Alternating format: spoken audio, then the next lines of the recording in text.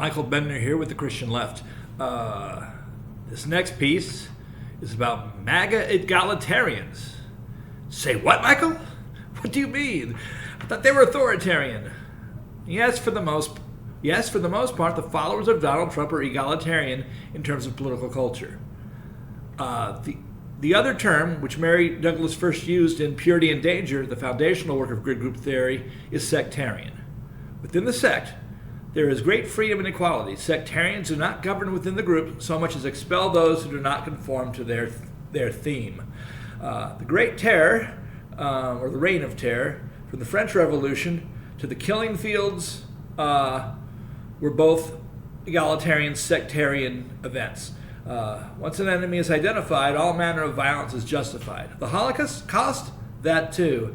The Jews were the enemy others, so the leader, so said the leader, and so they could be killed without inspiring reaction among the public. That's what happened. I mean, he got away with it. He encouraged them, and he made the people look away, and they didn't like, a lot of people, they were fine with the Jews, and enough people were upset that they let it happen. This is why they teach about the Holocaust in Germany to every generation, because it happened a little more easily than an authoritarian could just oppose. It was an egalitarian thing. Now, Hitler was not an egalitarian. Egalitarian leaders impose order because egalitarians practically don't follow rules, so you have to impose the rules upon them. The leaders are authoritarians, like Trump. Trump is an authoritarian, although those at the top of any of the four ways of life proposed by Professor Douglas are more or less the same. I find that they have a lot in common with libertarian capitalists, hierarchs, both military and religious, and true egalitarians. That's the leaders of various civil rights movements. This is why civil rights leaders in America and in India tend to rely on nonviolence, because if you don't, you've got a tiger by the tail without that ethic. So I wrote about the insurrection and egalitarianism of the Q cult, and MAGA after the election in 3 places. I've got 3 links. They'll be in the description. So, next question is: in what way are Trump supporters egalitarian? 1, they resort to violence. They threaten outsiders, although they may not carry those threats out. Given the number of anonymous threats, how many were actually followed up? Against elected officials and those people who testified. I haven't heard of any. That doesn't mean they didn't exist, but the violence happened when you put the gang together. As individuals, they tend to be parlor pinks. January 6th was the example of egalitarian violence.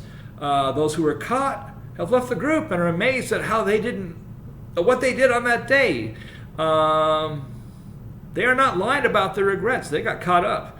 Egalitarians get caught up in things like this. They don't think they're going to do anything. And they don't like rules. This is why they remained unvaccinated. Lucky for them, Omicron provides herd immunity so that they won't die. They haven't died en masse. However, they were very suspicious of the medical establishment and their call for disobedience in wearing masks and social distancing. And again, in getting vaccines. The doctors are them, and they make a lot of money, more than anyone in the MAGA movement makes. Egalitarians cannot stand economic inequality when they are the ones who are not considered equals. I wrote about this during the pandemic, and that's in the chat as well, or the discussion. They don't trust the drug companies either. It is not the MAGA membership who has resisted Medicare drug price negotiations. That was the libertarians in pharma, the capitalists. The only reason MAGA did not rise up in support of regulating drug prices is that Biden is among the other, even though he has pretty good street cred as an egalitarian. That whole Scranton story, respect, man. So what cost Biden his street cred? Well, abortion, as if you could not guess. MAGA members consider the unborn to be in as a fellow persecuted group. They accept their humanity. And they insist they be provided for by their parents, just not by them. There are enough female conservatives for MAGA men to get away with this belief. Both men and women in the pro-life movement see sexual self-denial as virtue and believe that those who are not so virtuous are the enemy other. This plays into the hands of the libertarian, authoritarian capitalists who fund the pro-life movement because they like to have cheap labor. Most women would not admit to ever having an abortion or never would do so. If their child needed one, however, that's another matter. They cannot see their children as evil. It is a safe belief, or was when Roe versus Wade was the law of the land. Now that it is not, expect fractures in the pro-life movement. And I'm back. Individualists such as yours truly point out that the way out of having abortions happen is to provide more money to families in terms of minimum wage and child tax credit benefits. Egalitarians do too, although a lot of egalitarians on this question, want to go do the women's rights thing, and Joe has been good about building back better, doing what I've suggested needs to be done. So far, MAGA egalitarians have not jumped on board. Most of them worked in authoritarian capitalist systems where, by working and behaving themselves, they earned enough money to get by. Those who had egalitarian unions got by even better, as well as veterans who had adequate funding in the most hierarchical system on the planet. That's the military, where you you go up in rank, you get more money, and that feeds your family. Although there are some very egalitarian benefits for soldiers and veterans as well, all earned. The MAGA people and I will all agree that they have earned their benefits and need more. And even the Republicans, when they have to, pay those veterans benefits. No matter what some of the people leading the movement say, I think people just want more money for private hospitals, but I can't see why anybody would be against adequate veterans benefits unless they're really on an anti-government tear, which some of them are. For MAGA, the idea of giving money to people who did not join the workforce is a non-starter. Those people are among the other, especially if there are demographic differences. So we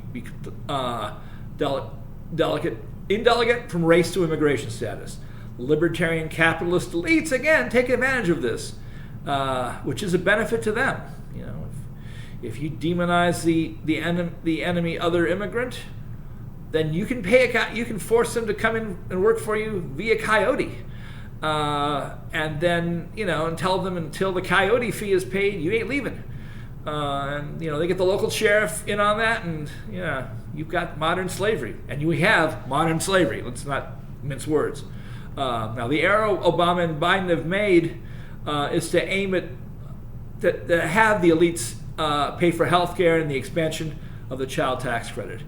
Members of the Senate who believe that work is freedom are paid good money to protect their donor base, and they believe in people working, and not being paid not to work, which I counted great. Pay them to go to school. So yeah, capitalists have their own ideas about that, and they're usually wrong. But they have personal stake in not people knowing they're wrong. So the MAGA people are also correct in their surmise that if you solely tax the wealthy to find equity, the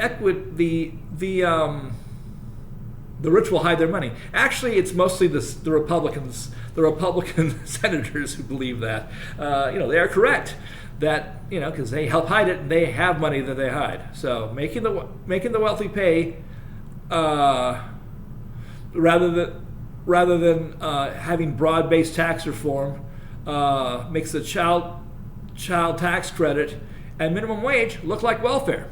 If Joe Biden and Barack Obama, put caps on what they would have on their tax increases, both to fund Affordable Care Act and now.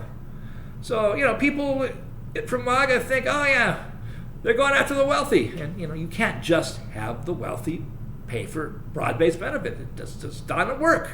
Does not work.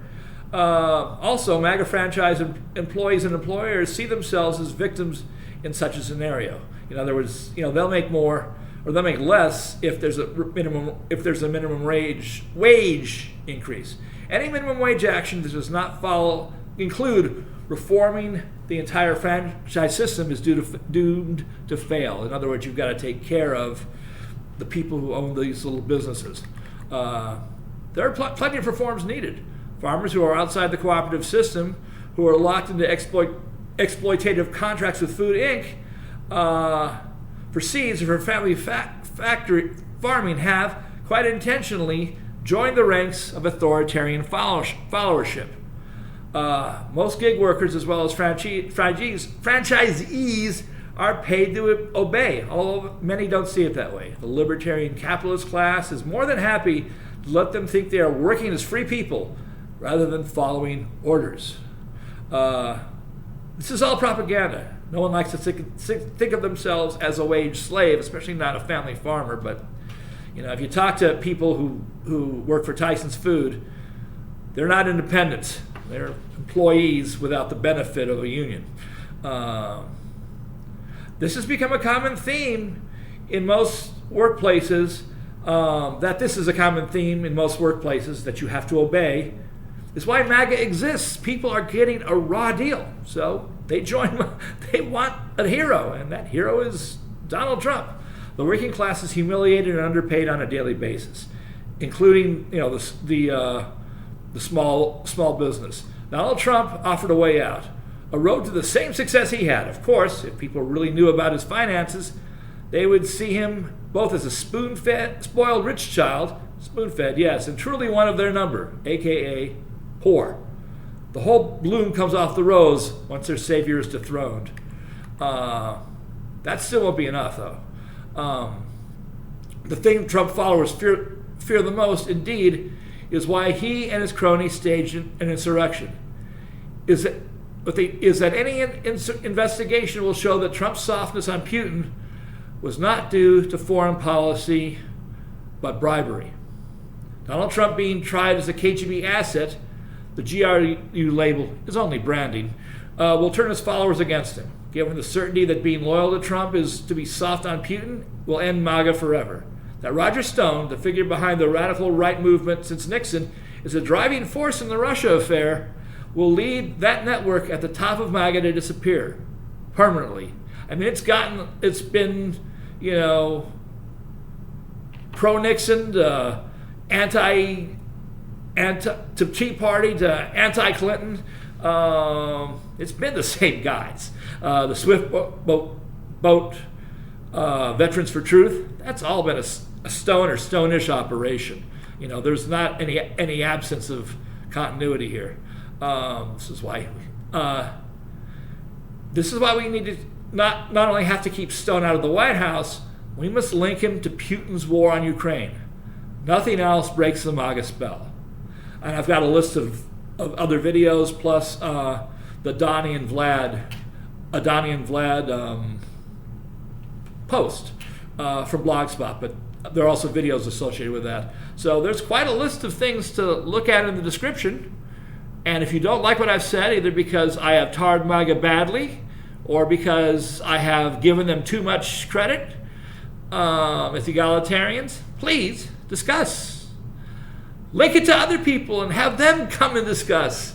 The more the merrier in the comments section. If you think it'll piss somebody off, copy Copy them on this. Share this, and because it's the truth. And I'm out of my 15 minutes. Good day.